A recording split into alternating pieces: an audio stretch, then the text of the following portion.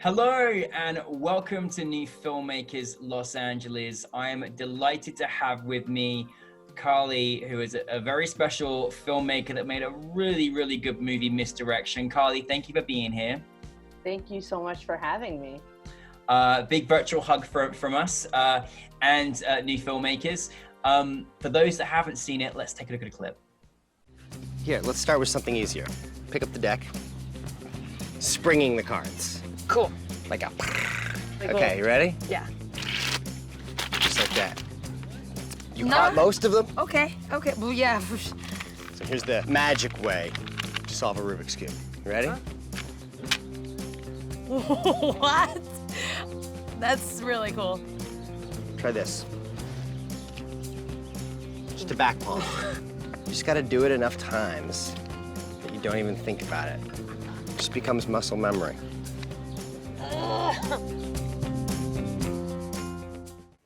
I'm happy you're here, and we all look forward to your next film when we can be together in person. But I'm so excited to talk to you about your film. But for those that haven't seen it, tell us a brief synopsis. All right, so Misdirection is a comedy about a queer college freshman who has this terrible crush on her straight roommate, and also has been recently diagnosed with obsessive compulsive disorder. And both of those situations sort of come to a head and are a bit diffused when she has a chance and run-in with a close-up magician in a park. A lot going on. Why would you not want to watch it? I mean, it's just got, it's got a bit of everything. Yeah. I love it. I fell in love with the characters. I fell in love with her, the lead. I just thought it was so good, and it was just a wonderful story. Where did the inspiration come for you deciding to make this into a project? So this project was largely inspired by events in my own life. I am a big fan of magic. I'm a member of the Magic Castle here in LA. So yeah, and so yes, woo. Big deal. Yeah, it's so wonderful. But magic is such a very it's still very male dominated, very hetero cis white male dominated at that. And I'm just so excited about the idea of like seeing people do magic that aren't those traditionally like what you think of when you think of a magician. So I wanted to do a film that had some magic in it, and I wanted to capture magic in a way that was really true to the art form. The way we shot it, it's all single takes. There's no trickery done in post. It is all real magic happening on camera. So that was the magic element. And then I'm queer, and I kind of started my coming out process in high school, which kind of took me into college. And I never had a crush on a roommate, but I did have crushes on some straight friends growing up. And so it was a little inspired by that. And then the final piece of the puzzle is the OCD element, obsessive compulsive disorder. I have OCD. I actually have the type of OCD that Cam has in the film. And for the longest time, I've been wanting to figure out a way to kind of put that on film. It's the type of OCD is very internal. It's this sort of internal counting that that Cam does in the film that I do in real life. I've always seen OCD portrayed, in a very specific way, usually played for laughs. Somebody turning a light switch on and off, or, making sure the oven is off, or not stepping on a crack in the sidewalk. And that's totally a valid way that people experience OCD, but it's not the only way. And so I had kind of challenged myself to figure out how can I put something that's so internal into a film. I mean, I'm just so proud that you made it with all those very important, elements. And my sister's actually a magician and has that same fight against, this very domineering industry of white males of forever. And she's always trying to prove it. So I appreciate on that perspective that you shared this, because it's definitely so wonderful to see magic. And it's so great to see it, particularly from, females, because, it's been very unfairly, over the course of many years, and there's obviously change. So commend you on that. And as a member of the community myself, I love that, because there's so much you have to go through when you're coming of age and growing up, and it's harder when you've got this element of sexuality on top of all of that as well. So I'm really glad. And then I'm so happy because OCD, I don't think is articulated in film enough and showcased in a way that it's just showing just your experiences without kind of having this kind of stereotypical stigma about it. And so well done you, Carly, because honestly, all that in the film, and you know, and Thank you. really, no, really, you captured all these wonderful elements. And I love the flow of magic that just you took us on that journey. Was that something you wanted to have, like, because we don't see that enough in films, and I really love that magic was this like element of bringing people together. It was gorgeous.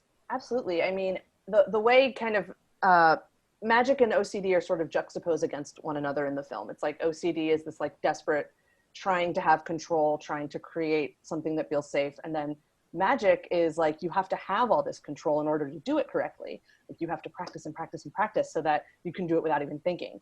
And so the thing about magic that's really beautiful is, and what I wanted to show in the film, is Cam discovering magic, you know?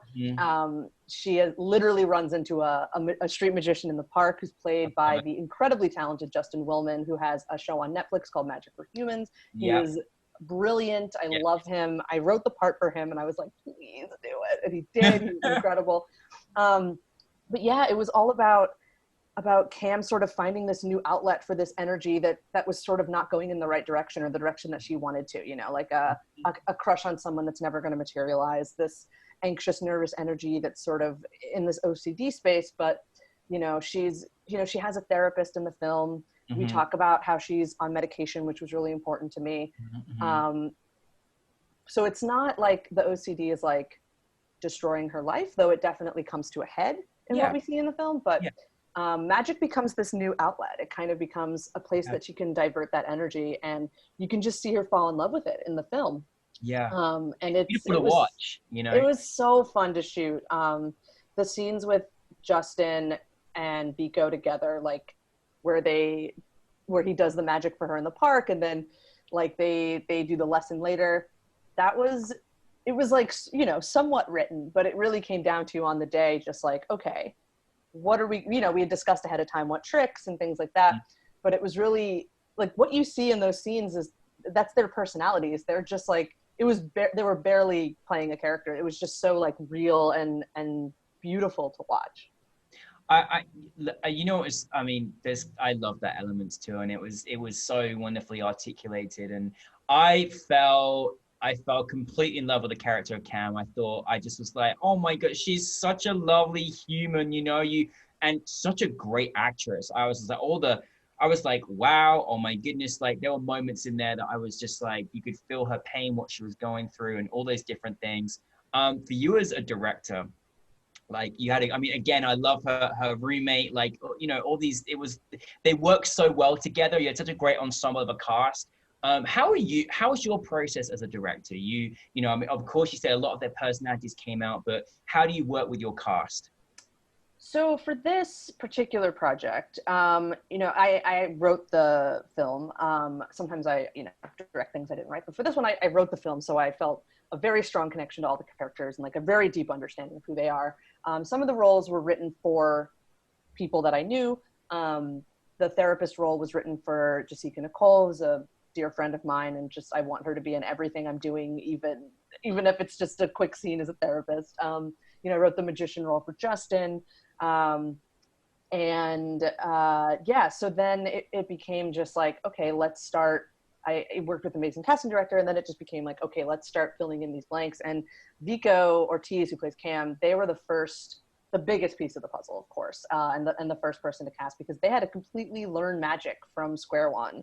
Wow. For several months leading up to filming. I think I hired them in January or February, and then we shot in July of 2 years ago. So they had a few months with Kayla Drescher, who is a incredible, wonderful magician. She also teaches classes at the Magic Castle, in addition to performing as a magician, making her living as a magician. And I brought her on as our like magic consultant, and she basically taught Biko magic, and then was also on set to make sure we didn't do anything stupid, and helped me kind of figure out what tricks would be in each scene and things like that. So so there was all this like extra kind of stuff that we had to do that is not necessarily normally part of my directing process, but that was really exciting for me, just as a big nerd who loves magic. I mean, that was just fun. What dream as an actor to be able to like, you know, learn new skills I mean, how wonderful you gave the opportunity as well, you know?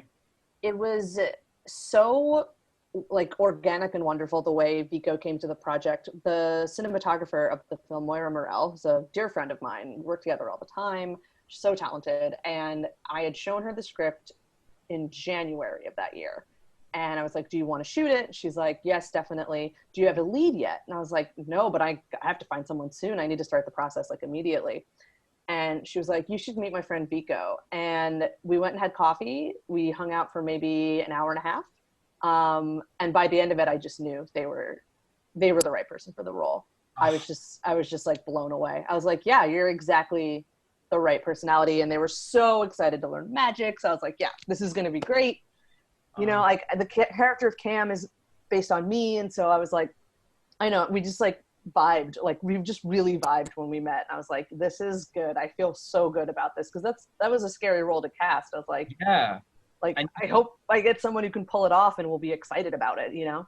you really did. You really did. Like, you know, I really enjoyed watching that performance. Like it was great, you know, and carried the film all the way through. And, you know, I think, you know, one thing I love as well, I mean, it was, by the way, it was so beautifully shot. Like, I'm glad you mentioned your cinematographer because it really was a beautiful experience to watch as well. And it was almost like you gave us this kind of mystical, magical experience, you know, through magic as well and through her character evolving.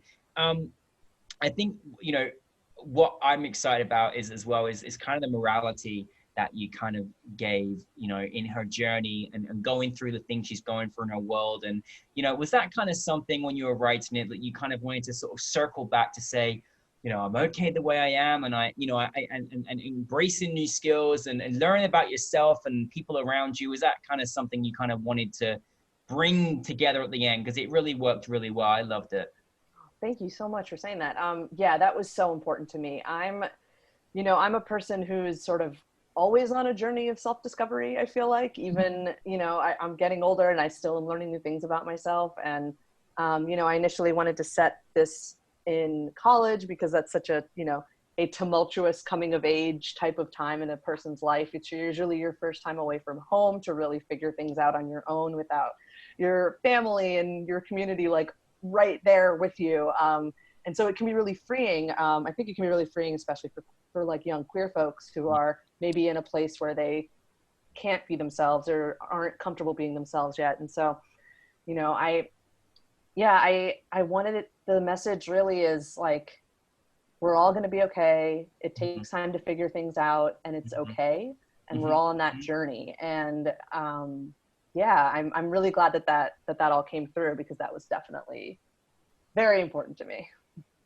Well, you know, I'm glad that you mentioned that because I was watching it and I was thinking of, you know, people in our community, but particularly young, you know, queer girls and the things you have to go through. It's already tough in college as it is. And I was like, I hope every person that is, you know, young and queer and can experience this and watch this and be inspired by this and know you're going to be okay because there's so many things you worry about at that age.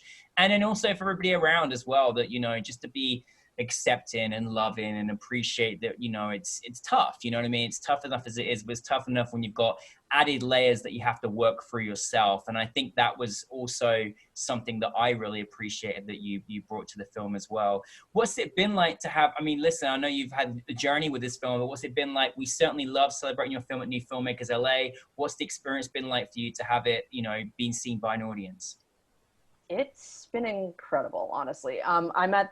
We've kind of like just wrapped up our festival run.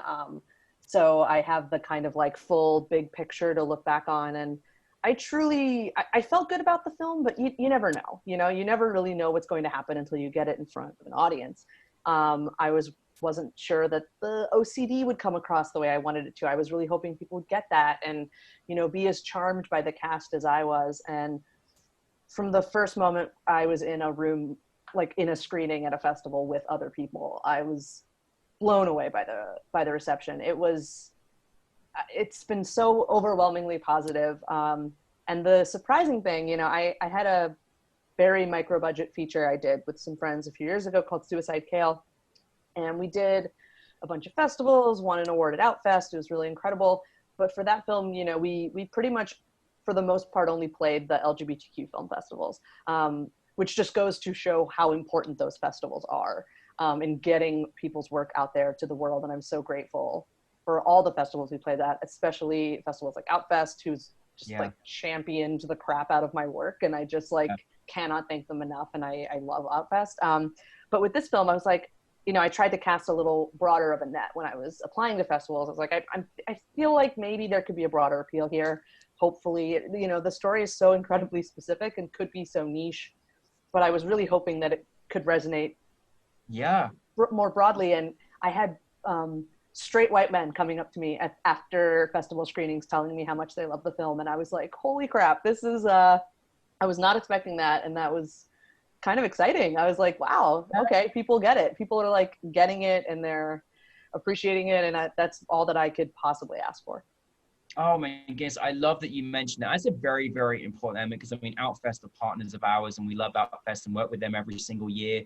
And they're a brilliant film festival, but it is so nice when, you know, you can hit those crowds and, you know, just enhance minds and brains and hopefully have better understanding and each other. And so I'm so glad you got those comments because, you know, they're well deserved and we should consistently be trying to outreach to every community to show we exist and who we are and you know, and just show that we're just people going through stuff the same way everybody else is, you know? Exactly. And thank you for hitting those notes. Well, what is next for you? What's going on?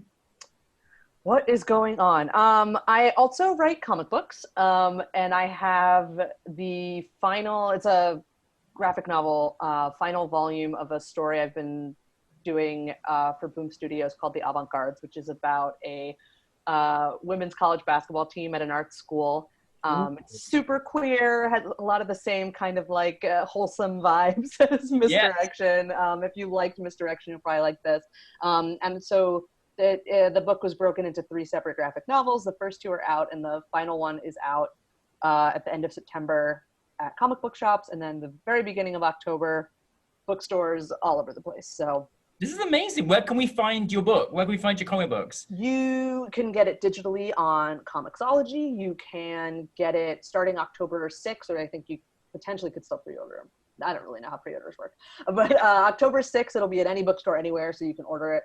And September 30th, it'll be at comic book shops all over the place. Amazing. What's it called? It's called The Avant-Gardes, and it's the 3rd volume. Right. And there's also, obviously, you could get the first 2, so you have some sense of what on earth is going on in the story. Wow. Well, so multi-talented. That's amazing. I'm going to be checking that out. I just want to finalize that. I mean, I know you're an award winner.